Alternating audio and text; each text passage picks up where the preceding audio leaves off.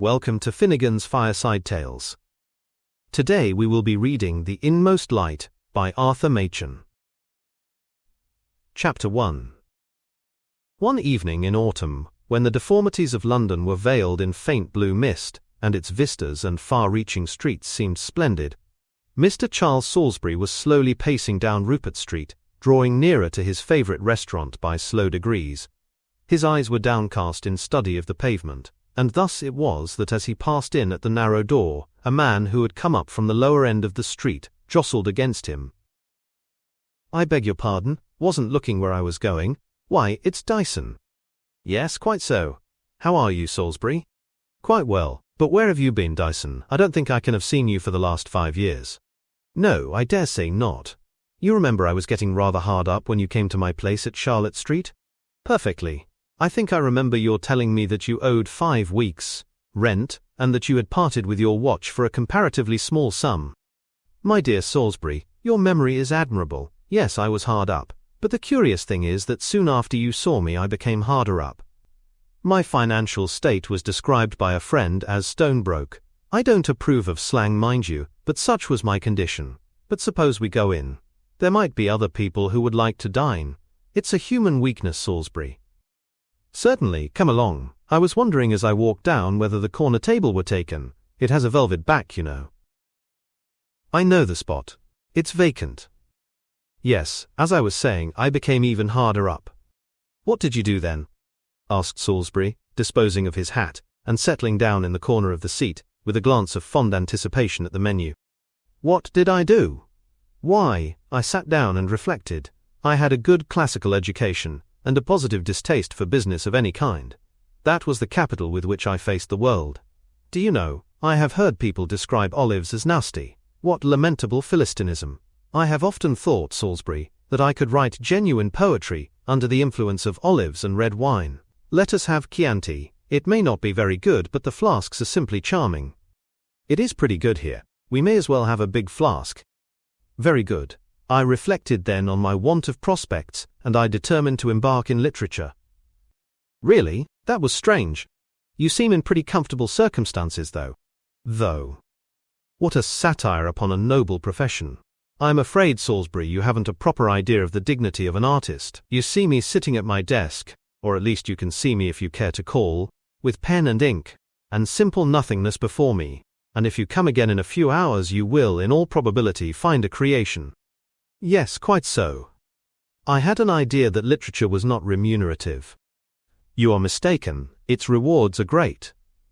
I may mention, by the way, that shortly after you saw me, I succeeded to a small income. An uncle died, and proved unexpectedly generous." "Ah, I see. That must have been convenient."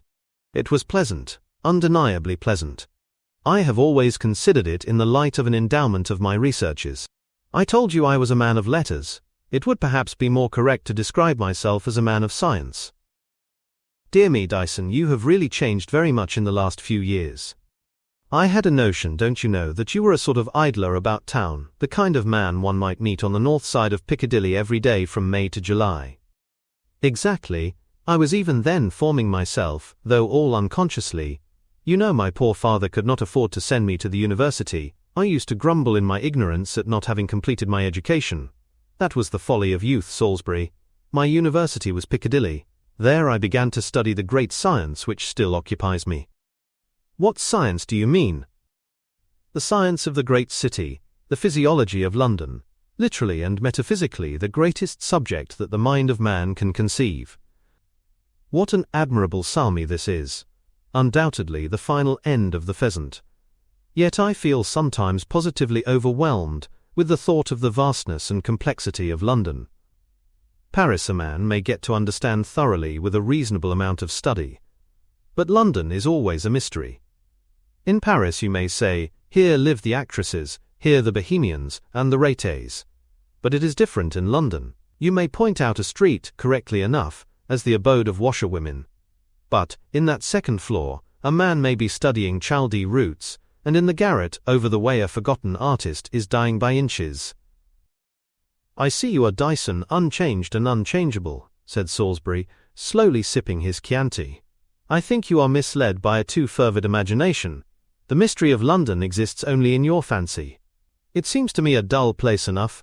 We seldom hear of a really artistic crime in London, whereas I believe Paris abounds in that sort of thing.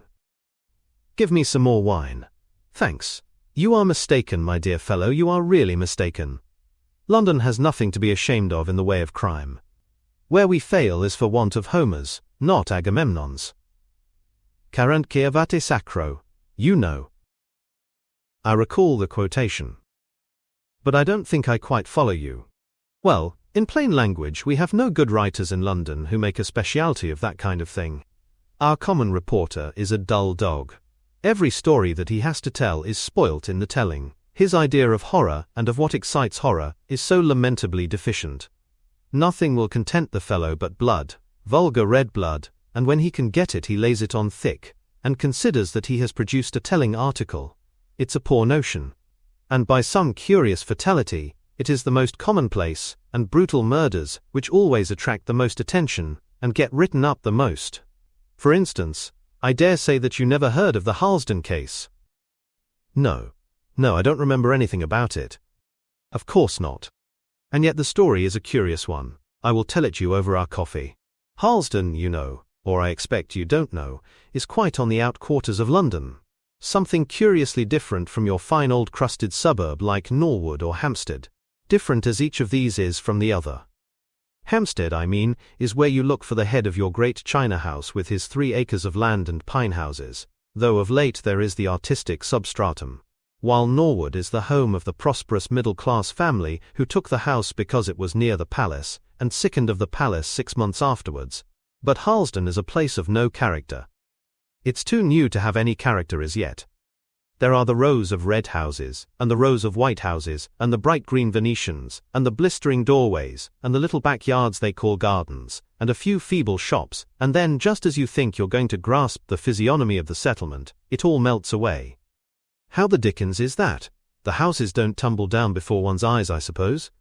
Well, no, not exactly that, but Harlesden as an entity disappears. Your street turns into a quiet lane, and your staring houses into elm trees, and the back gardens into green meadows. You pass instantly from town to country. There is no transition as in a small country town, no soft gradations of wider lawns and orchards, with houses gradually becoming less dense, but a dead stop. I believe the people who live there mostly go into the city. I have seen once or twice a laden bus bound thitherwards. But however that may be, I can't conceive a greater loneliness in a desert at midnight than there is there at midday. It is like a city of the dead. The streets are glaring and desolate, and as you pass it suddenly strikes you that this too is part of London. Well, a year or 2 ago there was a doctor living there. He had set up his brass plate and his red lamp at the very end of one of those shining streets, and from the back of the house the fields stretched away to the north. I don't know what his reason was in settling down in such an out-of-the-way place. Perhaps Dr. Black, as we will call him, was a far-seeing man and looked ahead. His relations, so it appeared afterwards, had lost sight of him for many years, and didn't even know he was a doctor, much less where he lived. However, there he was settled in Harlesden, with some fragments of a practice, and an uncommonly pretty wife. People used to see them walking out together in the summer evenings, soon after they came to Harlesden, and, so far as could be observed, they seemed a very affectionate couple. These walks went on through the autumn and then ceased, but, of course, as the days grew dark and the weather cold, the lanes near Harlesden might be expected to lose many of their attractions. All through the winter nobody saw anything of Mrs. Black. The doctor used to reply to his patients. Inquiries that she was a little out of sorts would be better, no doubt, in the spring. But the spring came, and the summer, and no Mrs. Black appeared, and at last people began to rumour and talk amongst themselves, and all sorts of queer things were said at high teas, which you may possibly have heard are the only form of entertainment known in such suburbs. Dr. Black began to surprise some very odd looks cast in his direction, and the practice, such as it was, fell off before his eyes. In short, when the neighbours whispered about the matter, they whispered that Mrs. Black was dead, and that the doctor had made away with her, but this wasn't the case. Mrs. Black was seen alive in June. It was a Sunday afternoon, one of those few exquisite days that an English climate offers, and half London had strayed out into the fields, north, south, east and west, to smell the scent of the white May. and to see if the wild roses were yet in blossom in the hedges. I had gone out myself early in the morning, and had had a long ramble, and somehow or other, as I was steering homeward, I found myself in this very Harlesden we have been talking about. To be exact, I had a glass of beer in the General Gordon, the most flourishing house in the neighbourhood, and as I was wandering rather aimlessly about, I saw an uncommonly tempting gap in a hedgerow, and resolved to explore the meadow beyond. Soft grass is very grateful to the feet after the infernal grit strewn on suburban sidewalks, and after walking about for some time I thought I should like to sit down on a bank and have a smoke. While I was getting out my pouch I looked up in the direction of the houses, and as I looked I felt my breath caught back, and my teeth began to chatter, and the stick I had in one hand snapped in two with the grip I gave it. It was as if I had had an electric current down my spine, and yet for some moment of time which seemed long, but which must have been very short, I caught myself wondering what on earth was the matter. Then I knew what had made my very heart shudder, and my bones grind together in an agony. As I glanced up I had looked straight towards the last house in the row before me, and in an upper window of that house I had seen for some short fraction of a second a face. It was the face of a woman, and yet it was not human. You and I, Salisbury, have heard in our time, as we sat in our seats in church in sober English fashion, of a lust that cannot be satiated, and of a fire that is unquenchable, but few of us have any notion what these words mean. I hope you never may, for as I saw that face at the window, with the blue sky above me, and the warm air playing in gusts about me, I knew I had looked into another world, looked through the window of a commonplace, brand new house, and seen hell open before me. When the first shock was over, I thought once or twice that I should have fainted. My face streamed with a cold sweat, and my breath came and went in sobs, as if I had been half drowned. I managed to get up at last, and walk round to the street, and there I saw the name Dr. Black on the post by the front gate. As fate or my luck would have it, the door opened, and a man came down the steps as I passed by. I had no doubt it was the doctor himself. He was of a type rather common in London, long and thin, with a pasty face and a dull black moustache. He gave me a look as we passed each other on the pavement, and though it was merely the casual glance which one foot passenger bestows on another, I felt convinced in my mind that here was an ugly customer to deal with. As you may imagine, I went my way a good deal puzzled and horrified too by what I had seen, for I had paid another visit to the General Gordon, and had got together a good deal of the common gossip of the place about the Blacks. I didn't mention the fact that I had seen a woman's face in the window, but I heard that Mrs. Black had been much admired for her beautiful golden hair, and round what had struck me with such a nameless terror, there was a mist of flowing yellow hair, as it were an aureole of glory round the visage of a satyr. The whole thing bothered me in an indescribable manner, and when I got home I tried my best to think of the impression I had received as an illusion, but it was no use. I knew very well I had seen what I have tried to describe to you, and I was morally certain that I had seen Mrs. Black. And then there was the gossip of the place, the suspicion of foul play which I knew to be false, and my own conviction that there was some deadly mischief or other going on in that bright red house at the corner of Devon Road. How to construct a theory of a reasonable kind out of these two elements? In short, I found myself in a world of mystery. I puzzled my head over it and filled up my leisure moments by gathering together odd threads of speculation, but I never moved a step towards any real solution. And as the summer days went on, the matter seemed to grow misty and indistinct, shadowing some vague terror, like a nightmare of last month. I suppose it would before long have faded into the background of my brain. I should not have forgotten it, for such a thing could never be forgotten. But one morning as I was looking over the paper my eye was caught by a heading over some 24 lines of small type. The words I had seen were simply, "The Harlesden Case," and I knew what I was going to read. Mrs. Black was dead. Black had called in another medical man to certify as to cause of death, and something or other had aroused the strange doctor's suspicions, and there had been an inquest and post-mortem. And the result? That, I will confess, did astonish me considerably. It was the triumph of the unexpected. The two doctors who made the autopsy were obliged to confess that they could not discover the faintest trace of any kind of foul play. Their most exquisite tests and reagents failed to detect the presence of poison in the most infinitesimal quantity. Death, they found, had been caused by a somewhat obscure and scientifically interesting form of brain disease. The tissue of the brain and the molecules of the grey matter had undergone a most extraordinary series of changes, and the younger of the two doctors, who has some reputation I believe, as a specialist in brain trouble, made some remarks in giving his evidence which struck me deeply at the time, though I did not then grasp their full significance. He said, "At the commencement of the examination I was astonished to find appearances of a character entirely new to me, notwithstanding my somewhat large experience. I need not specify these appearances at present. It will be sufficient for me to state that as I proceeded in my task I could scarcely believe that the brain before me was that of a human being at all."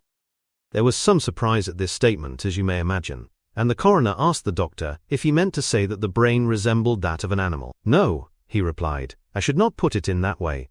Some of the appearances I noticed seemed to point in that direction, but others, and these were the more surprising, indicated a nervous organization of a wholly different character from that either of man or the lower animals." It was a curious thing to say, but of course the jury brought in a verdict of death from natural causes and, so far as the public was concerned, the case came to an end. But after I had read what the doctor said I made up my mind that I should like to know a good deal more, and I set to work on what seemed likely to prove an interesting investigation. I had really a good deal of trouble, but I was successful in a measure, though why, my dear fellow, I had no notion at the time. Are you aware that we have been here nearly 4 hours? The waiters are staring at us. Let's have the bill and be gone. The two men went out in silence and stood a moment in the cool air, watching the hurrying traffic of Coventry Street pass before them to the accompaniment of the ringing bells of hansoms and the cries of the newsboys, the deep far murmur of London surging up ever and again from beneath these louder noises. "It is a strange case, isn't it?" said Dyson at length. "What do you think of it?" "My dear fellow, I haven't heard the end, so I will reserve my opinion. When will you give me the sequel?" "Come to my room some evening. Say next Thursday. Here's the address. Good night, I want to get down to the Strand." Dyson hailed a passing hansom and Salisbury turned northward to walk home to his lodgings. Chapter 2. Mr. Salisbury, as may have been gathered from the few remarks which he had found it possible to introduce in the course of the evening, was a young gentleman of a peculiarly solid form of intellect, coy and retiring before the mysterious and the uncommon, with a constitutional dislike of paradox. During the restaurant dinner he had been forced to listen in almost absolute silence to a strange tissue of improbabilities strung together with the ingenuity of a born meddler in plots and mysteries, and it was with a feeling of weariness that he crossed Shaftesbury Avenue and dived into the recesses of Soho, for his lodgings were in a modest neighbourhood to the north of Oxford Street. As he walked, he speculated on the probable fate of Dyson, relying on literature, unfriended by a thoughtful relative, and could not help concluding that so much subtlety united to a too vivid imagination would in all likelihood have been rewarded with a pair of sandwich boards or a super's banner. Absorbed in this train of thought, and admiring the perverse dexterity which could transmute the face of a sickly woman and a case of brain disease into the crude elements of romance, Salisbury strayed on through the dimly lighted streets, not noticing the gusty wind which drove sharply round corners and whirled the stray rubbish of the pavement into the air in eddies, while black clouds gathered over the sickly yellow moon. Even a stray drop or two of rain blown into his face did not rouse him from his meditations, and it was only when with a sudden rush the storm tore down upon the street that he began to consider the expediency of finding some shelter. The rain, driven by the wind, pelted down with the violence of a thunderstorm, dashing up from the stones and hissing through the air, and soon a perfect torrent of water coursed along the kennels and accumulated in pools over the choked-up drains. The few stray passengers who had been loafing rather than walking about the street had scuttered away, like frightened rabbits, to some invisible places of refuge, and though Salisbury whistled loud and long for a hansom, no hansom appeared. He looked about him, as if to discover how far he might be from the haven of Oxford Street, but strolling carelessly along, he had turned out of his way, and found himself in an unknown region, and one to all appearance devoid even of a public house where shelter could be bought for the modest sum of 2d.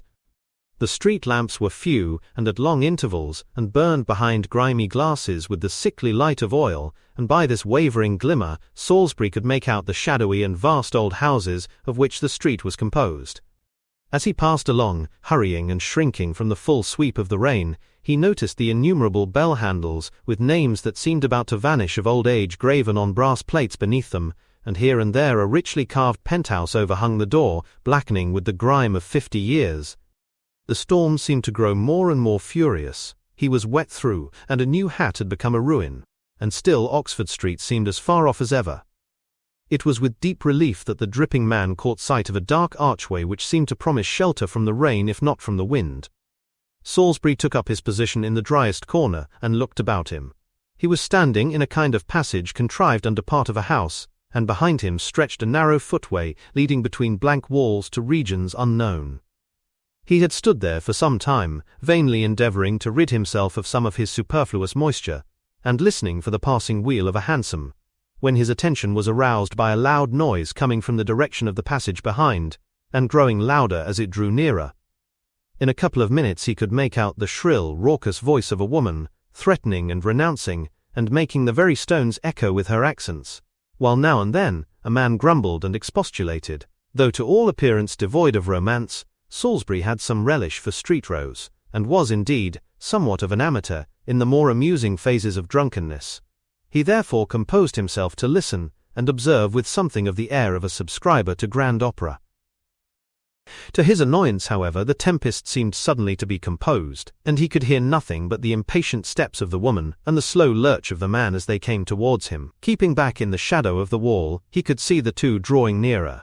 The man was evidently drunk, and had much ado to avoid frequent collision with the wall as he tacked across from one side to the other, like some bark beating up against a wind. The woman was looking straight in front of her, with tears streaming from her eyes, but suddenly as they went by the flame blazed up again, and she burst forth into a torrent of abuse, facing round upon her companion.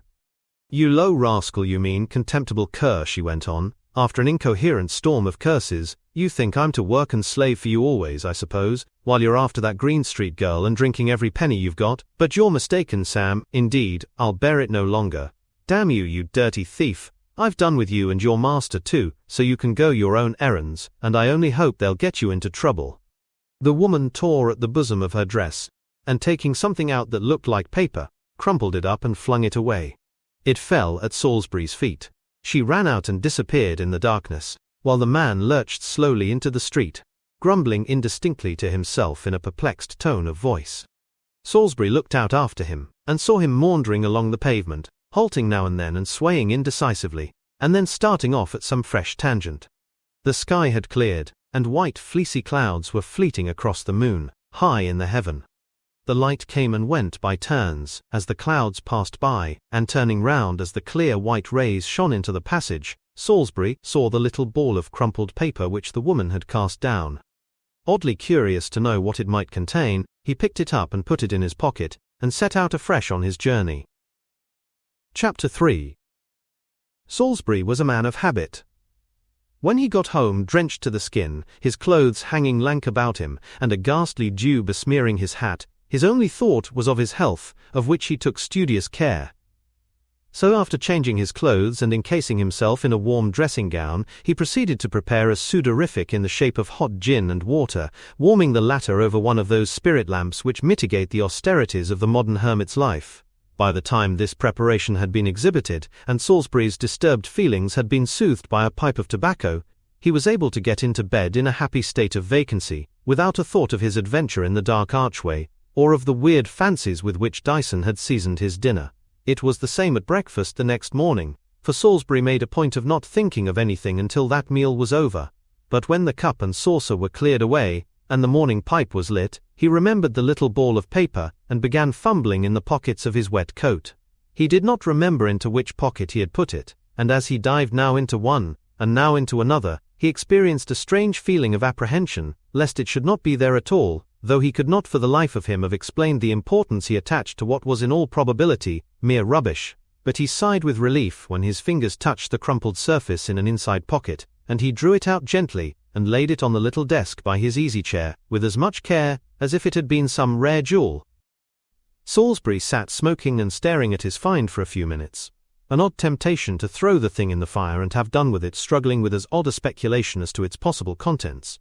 And as to the reason why the infuriated woman should have flung a bit of paper from her with such vehemence, as might be expected, it was the latter feeling that conquered in the end, and yet it was with something like repugnance that he at last took the paper and unrolled it, and laid it out before him. It was a piece of common dirty paper, to all appearance torn out of a cheap exercise book, and in the middle were a few lines written in a queer cramped hand. Salisbury bent his head and stared eagerly at it for a moment, drawing a long breath, and then fell back in his chair gazing blankly before him, till at last with a sudden revulsion he burst into a peal of laughter, so long and loud and uproarious, that the landlady's baby in the floor below awoke from sleep, and echoed his mirth with hideous yells. But he laughed again and again, and took the paper up to read a second time what seemed such meaningless nonsense. Q has had to go and see his friends in Paris, it began, traverse handle S. Once around the grass, and twice around the lass, and thrice around the maple tree. Salisbury took up the paper, and crumpled it, as the angry woman had done, and aimed it at the fire. He did not throw it there, however, but tossed it carelessly into the well of the desk, and laughed again. The sheer folly of the thing offended him, and he was ashamed of his own eager speculation, as one who pores over the high-sounding announcements in the agony column of the daily paper, and finds nothing but advertisement and triviality. He walked to the window, and stared out at the languid morning life of his quarter, the maids in slatternly print dresses washing doorsteps, the fishmonger and the butcher on their rounds, and the tradesmen standing at the doors of their small shops, drooping for lack of trade and excitement. In the distance a blue haze gave some grandeur to the prospect, but the view as a whole was depressing, and would only have interested a student of the life of London, who finds something rare and choice in its every aspect. Salisbury turned away in disgust, and settled himself in the easy-chair, upholstered in a bright shade of green, and decked with yellow gimp, which was the pride and attraction of the apartments. Here he composed himself to his morning's occupation, the perusal of a novel that dealt with sport and love, in a manner that suggested the collaboration of a stud-groom and a ladies' college. In an ordinary way, however, Salisbury would have been carried on by the interest of the story up to lunchtime, but this morning he fidgeted in and out of his chair, took the book up and laid it down again, and swore at last to himself and at himself in mere irritation. In point of fact, the jingle of the paper found in the archway had got into his head, and do what he would, he could not help muttering over and over, once around the grass, and twice around the lass, and thrice around the maple tree. It became a positive pain, like the foolish burden of a music-hall song, everlastingly quoted, and sung at all hours of the day and night, and treasured by the street boys as an unfailing resource for 6 months together. He went out into the streets, and tried to forget his enemy in the jostling of the crowds, and the roar and clatter of the traffic, but presently he would find himself stealing quietly aside, and pacing some deserted byway, vainly puzzling his brains, and trying to fix some meaning to phrases that were meaningless. It was a positive relief when Thursday came, and he remembered that he had made an appointment to go and see Dyson. The flimsy reveries of the self-styled man of letters appeared entertaining when compared with this ceaseless iteration, this maze of thought from which there seemed no possibility of escape. Dyson's abode was in one of the quietest of the quiet streets that lead down from the Strand to the river, and when Salisbury passed from the narrow stairway into his friend's room, he saw that the uncle had been beneficent indeed. The floor glowed and flamed with all the colours of the East. It was, as Dyson pompously remarked, a sunset in a dream, and the lamplight, the twilight of London streets was shut out with strangely worked curtains, glittering here and there with threads of gold. In the shelves of an oak armoire stood jars and plates of old French china, and the black and white of etchings not to be found in the Haymarket or in Bond Street stood out against the splendour of a Japanese paper.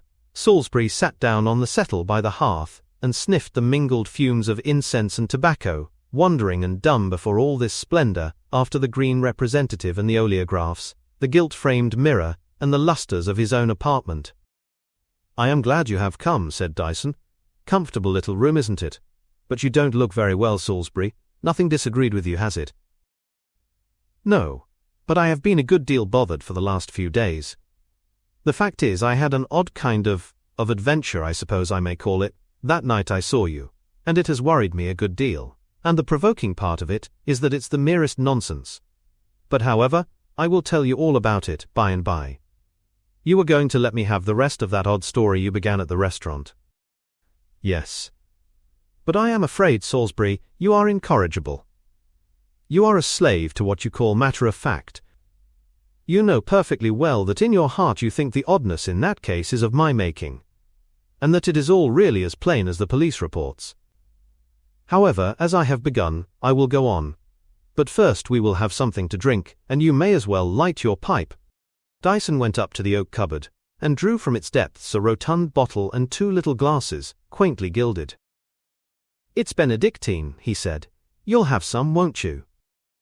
Salisbury assented, and the 2 men sat sipping and smoking reflectively for some minutes before Dyson began.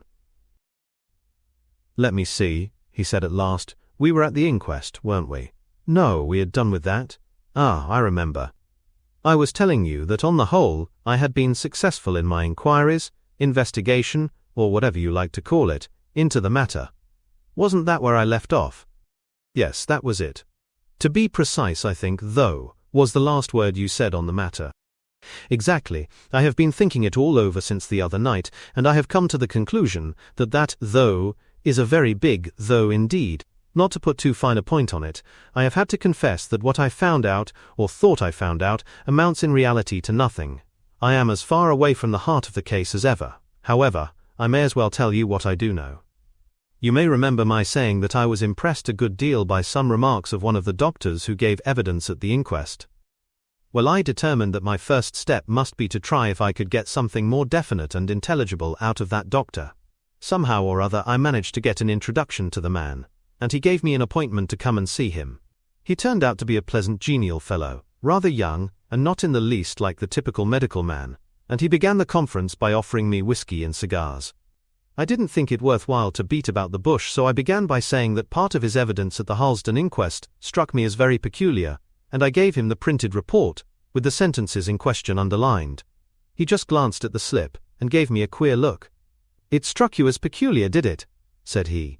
"Well, you must remember that the Harlesden case was very peculiar. In fact, I think I may safely say that in some features it was unique. Quite unique." "Quite so," I replied. "And that's exactly why it interests me, and why I want to know more about it, and I thought that if anybody could give me any information it would be you. What is your opinion of the matter?" It was a pretty downright sort of question, and my doctor looked rather taken aback.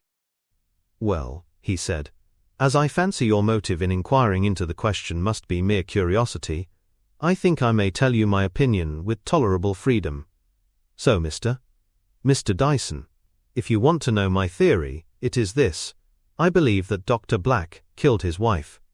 "But the verdict," I answered, "the verdict was given from your own evidence." "Quite so. The verdict was given in accordance with the evidence of my colleague and myself, and under the circumstances, I think the jury acted very sensibly. In fact, I don't see what else they could have done. But I stick to my opinion, mind you, and I say this also: I don't wonder at Black's doing what I firmly believe he did. I think he was justified." "Justified? How could that be?" I asked. I was astonished, as you may imagine, at the answer I had got. The doctor wheeled round his chair and looked steadily at me for a moment before he answered. "I suppose you are not a man of science yourself?" "No. Then it would be of no use my going into detail. I have always been firmly opposed myself to any partnership between physiology and psychology. I believe that both are bound to suffer. No one recognizes more decidedly than I do the impassable gulf, the fathomless abyss that separates the world of consciousness from the sphere of matter. We know that every change of consciousness is accompanied by a rearrangement of the molecules in the grey matter, and that is all.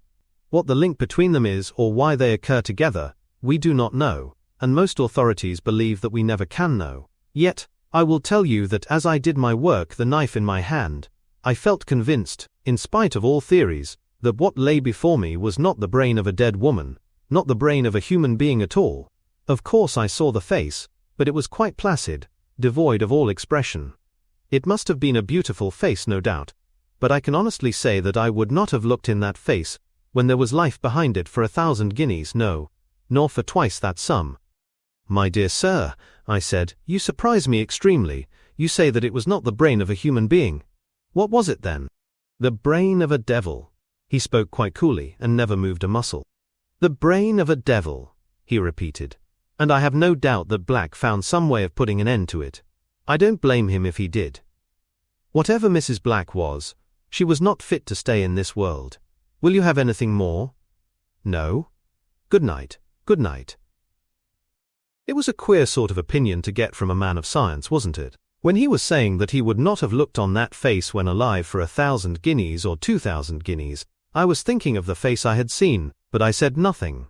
I went again to Harlesden, and passed from one shop to another, making small purchases, and trying to find out whether there was anything about the Blacks, which was not already common property, but there was very little to hear. One of the tradesmen to whom I spoke said he had known the dead woman well. She used to buy of him such quantities of grocery as were required for their small household, for they never kept a servant, but had a charwoman in occasionally, and she had not seen Mrs. Black for months before she died. According to this man, Mrs. Black was a nice lady, always kind and considerate, and so fond of her husband and he of her, as everyone thought.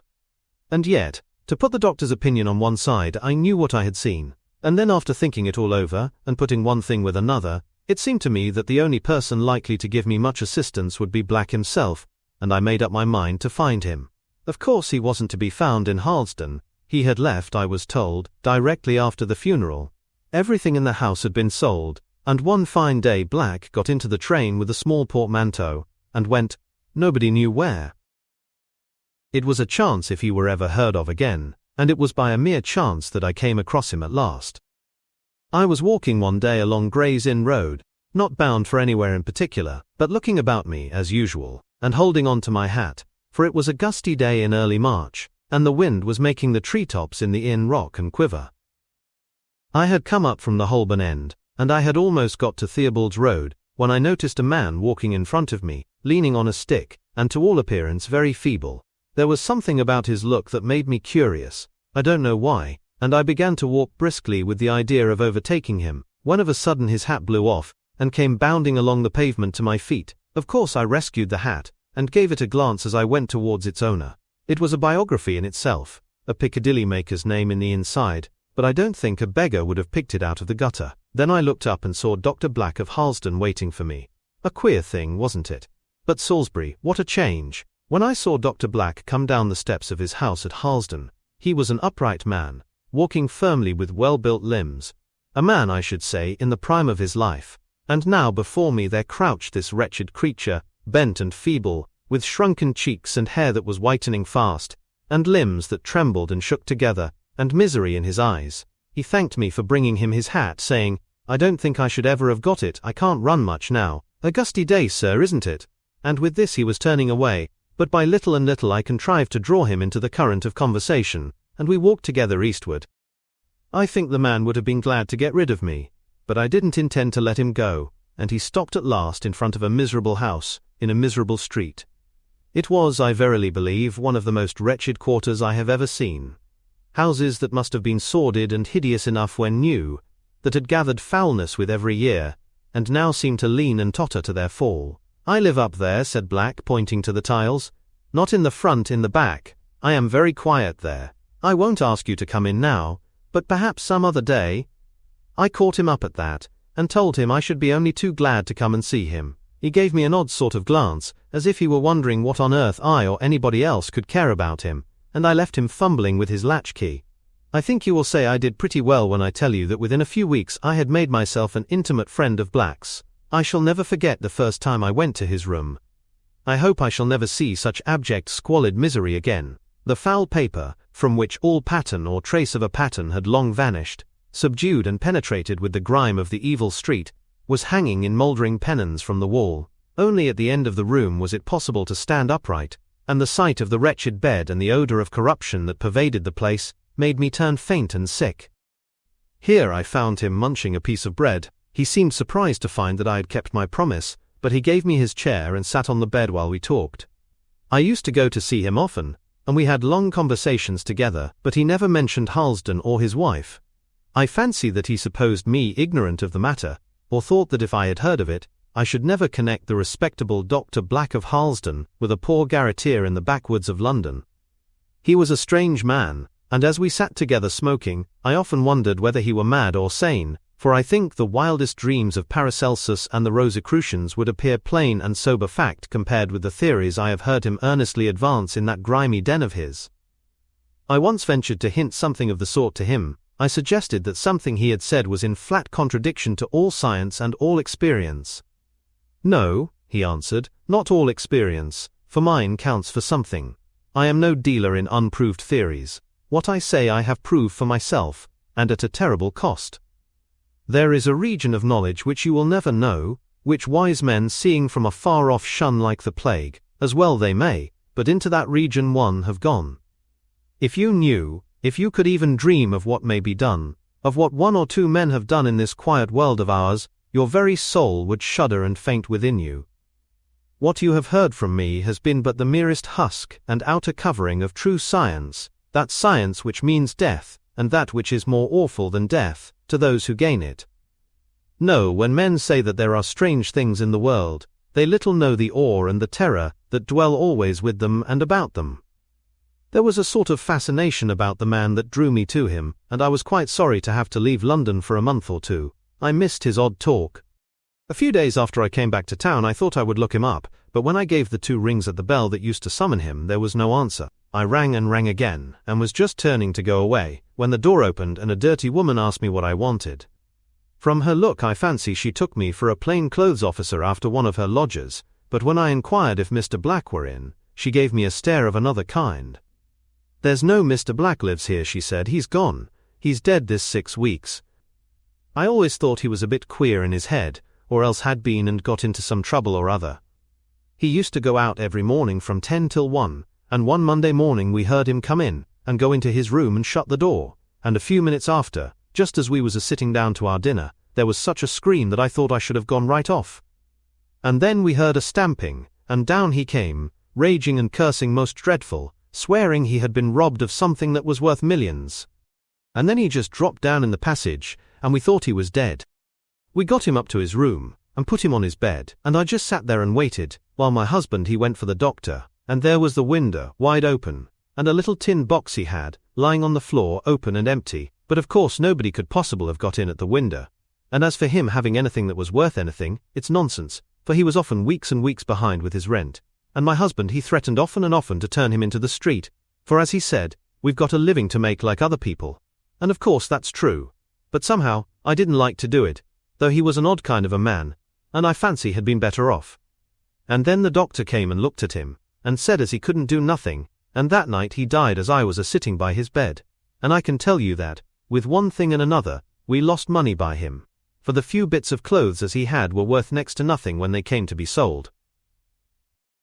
I gave the woman half a sovereign for her trouble, and went home thinking of Dr. Black and the epitaph she had made him, and wondering at his strange fancy that he had been robbed.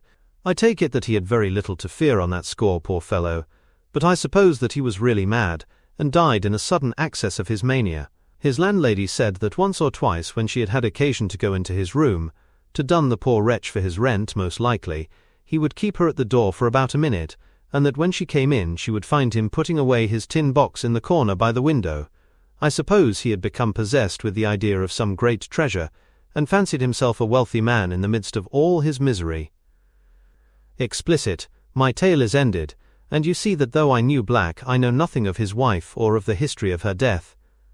That's the Harlesden case, Salisbury, and I think it interests me all the more deeply, because there does not seem the shadow of a possibility that I or anyone else will ever know more about it. What do you think of it? Well, Dyson, I must say that I think you have contrived to surround the whole thing with a mystery of your own making. I go for the doctor's solution.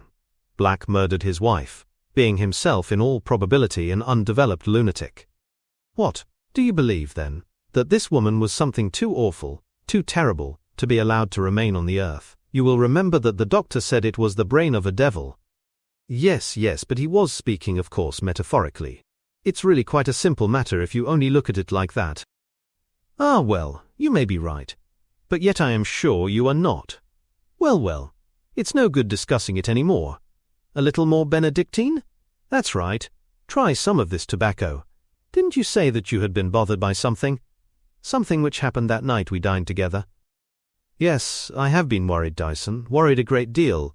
But it's such a trivial matter, indeed, such an absurdity, that I feel ashamed to trouble you with it. Never mind, let's have it, absurd or not.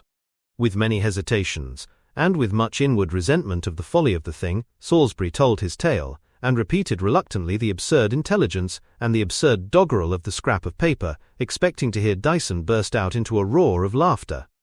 Isn't it too bad that I should let myself be bothered by such stuff as that? He asked, when he had stuttered out the jingle of once and twice and thrice. Dyson had listened to it all gravely, even to the end, and meditated for a few minutes in silence. Yes, he said at length, it was a curious chance, your taking shelter, in that archway, just as those two went by, but I don't know that I should call what was written on the paper nonsense. It is bizarre certainly, but I expect it has a meaning for somebody. Just repeat it again, will you, and I will write it down. Perhaps we might find a cipher of some sort, though I hardly think we shall. Again had the reluctant lips of Salisbury slowly to stammer out the rubbish that he abhorred, while Dyson jotted it down on a slip of paper. "Look over it, will you?" he said, when it was done. "It may be important that I should have every word in its place. Is that all right?" "Yes, that is an accurate copy, but I don't think you will get much out of it. Depend upon it, it is mere nonsense, a wanton scribble.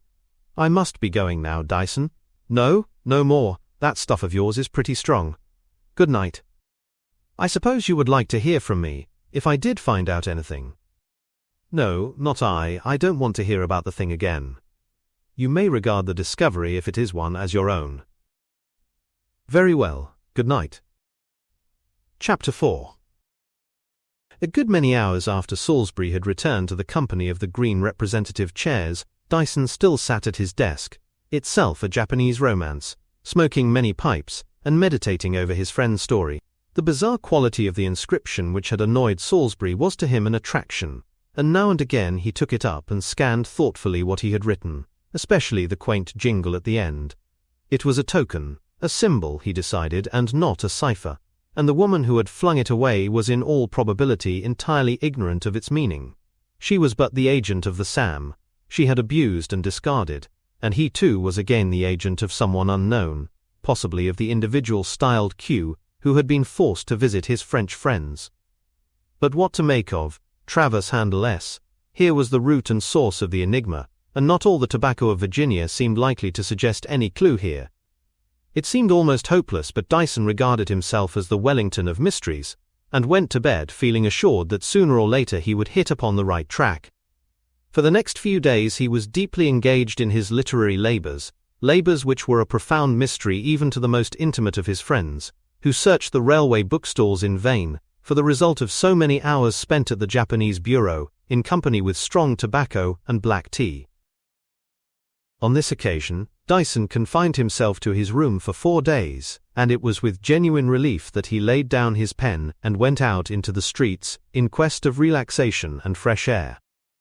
The gas lamps were being lighted, and the 5th edition of the evening papers was being howled through the streets, and Dyson, feeling that he wanted quiet, turned away from the clamorous Strand, and began to trend away to the northwest. Soon he found himself in streets that echoed to his footsteps, and crossing a broad new thoroughfare, and verging still to the west, Dyson discovered that he had penetrated to the depths of Soho. Here again was life, rare vintages of France and Italy, at prices which seemed contemptibly small, allured the passer-by. Here were cheeses, vast and rich, here olive oil, and here a grove of Rabelaisian sausages, while in a neighboring shop, the whole press of Paris appeared to be on sale. In the middle of the roadway, a strange miscellany of nations sauntered to and fro, for there cab and hansom rarely ventured, and from window over window the inhabitants looked forth in pleased contemplation of the scene. Dyson made his way slowly along, mingling with the crowd on the cobblestones, listening to the queer babel of French and German, and Italian and English, glancing now and again at the shop windows with their levelled batteries of bottles, and had almost gained the end of the street when his attention was arrested by a small shop at the corner, a vivid contrast to its neighbours. It was the typical shop of the poor quarter, a shop entirely English. Here were vended tobacco and sweets, cheap pipes of clay and cherry wood, penny exercise books and penholders jostled for precedence with comic songs, and story papers with appalling cuts showed that romance claimed its place beside the actualities of the evening paper, the bills of which fluttered at the doorway. Dyson glanced up at the name above the door, and stood by the kennel trembling, for a sharp pang, the pang of one who has made a discovery, had for a moment left him incapable of motion. The name over the shop was Travers. Dyson looked up again, this time at the corner of the wall above the lamppost, and read in white letters on a blue ground the words, Handel Street, W.C., and the legend was repeated in fainter letters just below. He gave a little sigh of satisfaction, and without more ado walked boldly into the shop, and stared full in the face the fat man who was sitting behind the counter. The fellow rose to his feet, and returned the stare a little curiously, and then began in stereotyped phrase, "What can I do for you, sir?" Dyson enjoyed the situation, and a dawning perplexity on the man's face. He propped his stick carefully against the counter, and leaning over it, said slowly and impressively, "Once around the grass, and twice around the lass, and thrice around the maple tree." Dyson had calculated on his words producing an effect, and he was not disappointed. The vendor of miscellanies gasped, open-mouthed like a fish, and steadied himself against the counter. When he spoke after a short interval, it was in a hoarse mutter, tremulous and unsteady. "Would you mind saying that again, sir? I didn't quite catch it." "My good man, I shall most certainly do nothing of the kind. You heard what I said perfectly well. You have got a clock in your shop, I see. An admirable timekeeper, I have no doubt. Well, I give you a minute by your own clock." The man looked about him in a perplexed indecision, and Dyson felt that it was time to be bold. "Look here, Travers, the time is nearly up. You have heard of Q, I think. Remember, I hold your life in my hands. Now!" Dyson was shocked at the result of his own audacity. The man shrank and shriveled in terror, the sweat poured down a face of ashy white, and he held up his hands before him. Mr. Davies, don't say that. Don't, for heaven's sake. I didn't know you at first, I didn't indeed. Good God! Mr. Davies, you wouldn't ruin me." "I'll get it in a moment." "You had better not lose any more time." The man slunk piteously out of his own shop, and went into a back parlour. Dyson heard his trembling fingers fumbling with a bunch of keys, and the creak of an opening box. He came back presently with a small package, neatly tied up in brown paper in his hands, and still, full of terror, handed it to Dyson. "I'm glad to be rid of it," he said. "I'll take no more jobs of this sort." Dyson took the parcel and his stick, and walked out of the shop with a nod, turning round as he passed the door. Travers had sunk into his seat, his face still white with terror, with one hand over his eyes, and Dyson speculated a good deal as he walked rapidly away as to what queer chords those could be on which he had played so roughly. He hailed the first hansom he could see and drove home, and when he had lit his hanging lamp and laid his parcel on the table he paused for a moment, wondering on what strange thing the lamplight would soon shine. He locked his door, and cut the strings, and unfolded the paper layer after layer, and came at last to a small wooden box, simply but solidly made. There was no lock, and Dyson had simply to raise the lid, and as he did so he drew a long breath and started back. The lamp seemed to glimmer feebly like a single candle, but the whole room blazed with light, and not with light alone, but with 1,000 colours, with all the glories of some painted window, and upon the walls of his room, and on the familiar furniture, the glow flamed back and seemed to flow again to its source, the little wooden box. For there, upon a bed of soft wool, lay the most splendid jewel, a jewel such as Dyson had never dreamed of, and within it shone the blue of far skies, and the green of the sea by the shore, and the red of the ruby, and deep violet rays, and in the middle of all it seemed aflame as if a fountain of fire rose up and fell, and rose again with sparks like stars for drops. Dyson gave a long deep sigh, and dropped into his chair, and put his hands over his eyes to think. The jewel was like an opal, but from a long experience of the shop windows he knew there was no such thing as an opal 1/4 or 1/8 of its size. He looked at the stone again, with a feeling that was almost awe, and placed it gently on the table under the lamp, and watched the wonderful flame that shone and sparkled in its centre, and then turned to the box, curious to know whether it might contain other marvels. He lifted the bed of wool on which the opal had reclined, and saw beneath no more jewels, but a little old pocket-book, worn and shabby with use. Dyson opened it at the first leaf, and dropped the book again, appalled. He had read the name of the owner, neatly written in blue ink. Stephen Black, M.D., Oranmore, Devon Road, Harlesden. It was several minutes before Dyson could bring himself to open the book a second time. He remembered the wretched exile in his garret, and his strange talk, and the memory too of the face he had seen at the window, and of what the specialist had said, surged up in his mind, and as he held his finger on the cover he shivered, dreading what might be written within. When at last he held it in his hand, and turned the pages, he found that the first 2 leaves were blank, but the third was covered with clear, minute writing, and Dyson began to read, with the light of the opal flaming in his eyes. Chapter 5. Ever since I was a young man, the record began, I devoted all my leisure, and a good deal of time that ought to have been given to other studies, to the investigation of curious and obscure branches of knowledge. What are commonly called the pleasures of life had never any attractions for me, and I lived alone in London, avoiding my fellow students, and in my turn avoided by them as a man self-absorbed and unsympathetic.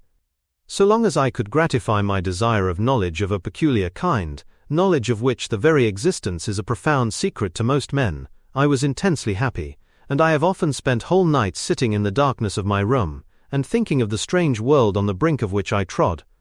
My professional studies, however, and the necessity of obtaining a degree, for some time forced my more obscure employment into the background, and soon after I had qualified, I met Agnes, who became my wife. We took a new house in this remote suburb, and I began the regular routine of a sober practice, and for some months lived happily enough, sharing in the life about me, and only thinking at odd intervals of that occult science which had once fascinated my whole being. I had learnt enough of the paths I had begun to tread to know that they were beyond all expression difficult and dangerous, that to persevere meant in all probability the wreck of a life, and that they led to regions so terrible that the mind of man shrinks appalled at the very thought. Moreover, the quiet and the peace I had enjoyed since my marriage had wiled me away to a great extent from places where I knew no peace could dwell. But suddenly, I think indeed it was the work of a single night, as I lay awake on my bed gazing into the darkness, suddenly, I say, the old desire, the former longing returned, and returned with a force that had been intensified 10 times by its absence. And when the day dawned and I looked out of the window, and saw with haggard eyes the sunrise in the east, I knew that my doom had been pronounced, that as I had gone far, so now I must go farther with unfaltering steps. I turned to the bed where my wife was sleeping peacefully, and lay down again, weeping bitter tears, for the sun had set on our happy life, and had risen with a dawn of terror to us both. I will not set down here in minute detail what followed. Outwardly I went about the day's labor as before, saying nothing to my wife, but she soon saw that I had changed. I spent my spare time in a room which I had fitted up as a laboratory, and often I crept upstairs in the grey dawn of the morning, when the light of many lamps still glowed over London, and each night I had stolen a step nearer to that great abyss which I was to bridge over, the gulf between the world of consciousness and the world of matter. My experiments were many and complicated in their nature, and it was some months before I realized whither they all pointed, and when this was borne in upon me in a moment's time, I felt my face whiten and my heart still within me. But the power to draw back, the power to stand before the doors that now opened wide before me and not to enter in, had long ago been absent. The way was closed, and I could only pass onward. My position was as utterly hopeless as that of the prisoner in an utter dungeon, whose only light is that of the dungeon above him. The doors were shut and escape was impossible. Experiment after experiment gave the same result, and I knew, and shrank even as the thought passed through my mind, that in the work I had to do there must be elements which no laboratory could furnish, which no scales could ever measure. In that work from which even I doubted to escape with life, life itself must enter.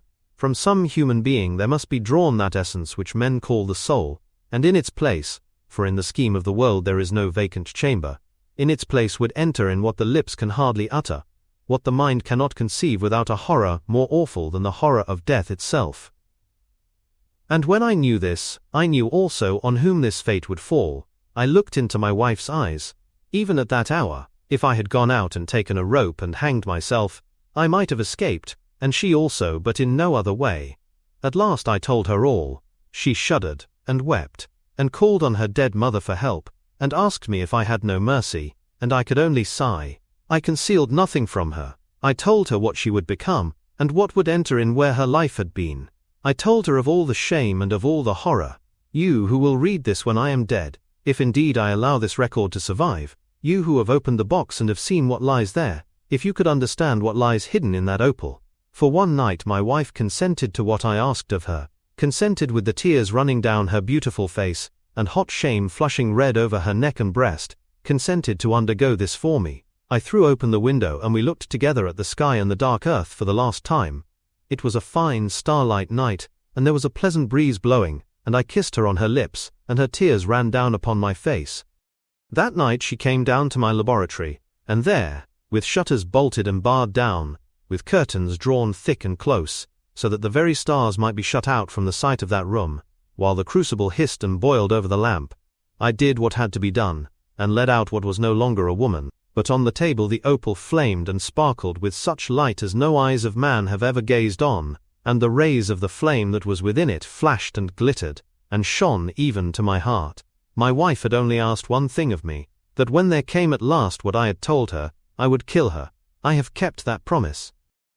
There was nothing more. Dyson let the little pocketbook fall, and turned and looked again at the opal with its flaming inmost light. And then, with unutterable irresistible horror, surging up in his heart, grasped the jewel, and flung it on the ground, and trampled it beneath his heel. His face was white with terror as he turned away, and for a moment stood sick and trembling, and then with a start he leapt across the room and steadied himself against the door. There was an angry hiss, as of steam escaping under great pressure, and as he gazed, motionless, a volume of heavy yellow smoke was slowly issuing from the very center of the jewel, and wreathing itself in snake-like coils above it. And then a thin white flame burst forth from the smoke, and shot up into the air and vanished, and on the ground there lay a thing like a cinder, black and crumbling to the touch,